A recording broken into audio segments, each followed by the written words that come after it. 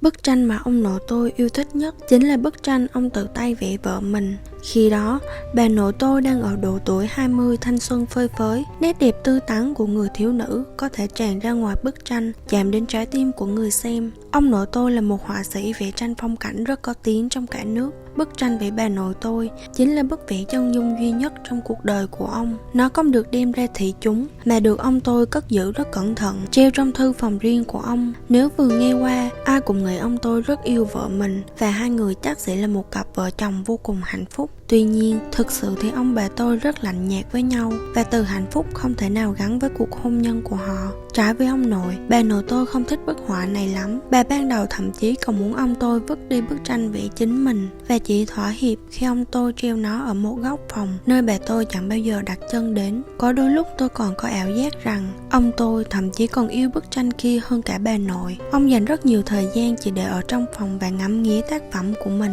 dẫu cho đó là một bức tranh mà ông đã xem đi xem lại mấy chục năm. Tôi cũng như bà nội, hoàn toàn không hề thích bức tranh của ông mình. Người trong tranh tuy mô phỏng lại hình ảnh của bà tôi thuở thiếu thời, nhưng lại như một người hoàn toàn khác. Mỗi khi nhìn bức tranh ấy, cảm giác ớn lạnh và gai người lan tỏa từ bàn chân lên đỉnh đầu. Cứ như không phải tôi đang nhìn vào bức tranh, mà đang đối diện với một người bằng xương bằng thịt vậy. Ẩn sau nụ cười rạng rỡ của cô gái ấy, tôi vẫn thấy đâu đó sự bi thương, thống khổ của một người muốn thoát ra khỏi chiếc khung tranh. Lúc 8 tuổi, tôi có chạy vào thư phòng của ông nội để tìm màu vẽ. Tôi đang thiếu màu đỏ, nhưng kiếm khắp các kệ vẫn không thấy đâu. Lúc đó, sau lưng tôi bỗng vang lên tiếng một người phụ nữ dưới chiếc kệ màu xám. Giọng nói đó làm tôi giật bắn người. Trong phòng không có một ai và sau lưng tôi chỉ có bức tranh đó, nhưng đúng là dưới chiếc kệ màu xám có hộp màu đỏ. Tôi cầm lấy rồi vội vàng chạy ra ngoài với lòng hoài nghi. Rốt cuộc là ai đã nói và tại sao người đó lại biết tôi đang tìm màu đỏ cơ chứ?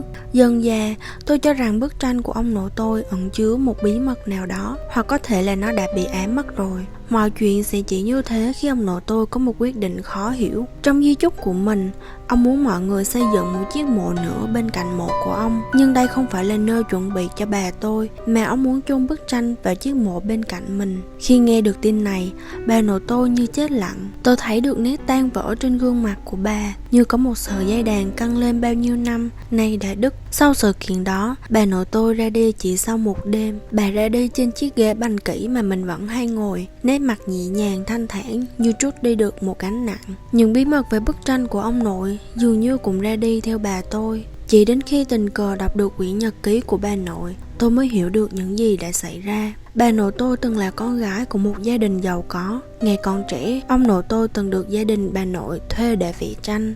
Vì ngưỡng mộ tài hoa của ông tôi, gia đình bà nội đã có ý gả con gái của mình cho ông. Nhưng người được gả không phải là bà nội tôi, mà là người chị song sinh của bà, cũng là cô gái trong bức tranh. Tuy nhiên sau đó, người chị của bà nội tôi đã chết, một cái chết đột ngột do cơn bạo bệnh. Bà nội tôi được gả cho ông nội thay cho chị mình. Đây cũng là mong muốn của bà tôi. Tôi nghĩ rằng bức tranh vẽ cô gái đó được kết thành từ những hồi ức tình yêu và nỗi đau đớn của ông nội tôi với mối tình đầu. Sự nuối tiếc và tình yêu tha hóa vì tổn thương của ông nội dường như đã trở thành một chiếc song sắt nhốt linh hồn cô gái ấy vào bức tranh vĩnh viễn. Cuối cùng, tôi quyết định không chung bức tranh cùng ông nội. Trong một buổi tối, tôi đốt bức tranh ấy ở sau vườn. Từng làn khói tỏa lên như có như không kết thành hình bóng của một cô gái. Trong bóng đêm mịt mùng, cô gái ấy dường như đang mỉm cười với tôi, người đã cho cô ấy tự do.